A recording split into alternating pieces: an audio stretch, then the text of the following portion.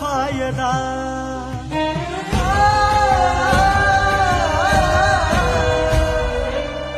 मग कायमचा मनातून केलं मी ग तुला अलविदा. अखेर संशयी भावना तुझी जागली. सांग ना सखे का तू अशी वागली. सांग ना सखे का अशी वागली.